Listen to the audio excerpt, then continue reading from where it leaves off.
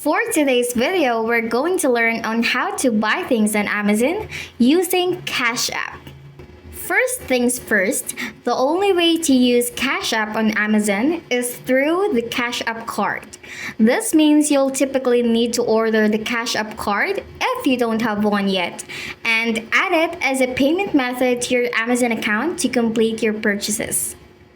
Nonetheless, if you already have your cash card, the next thing you'll want to do is to add it to your Amazon account. So here are the steps. Log in to your Amazon account.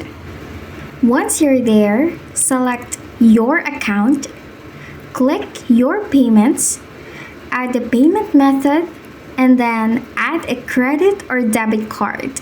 You just have to fill out all those informations, then add your card.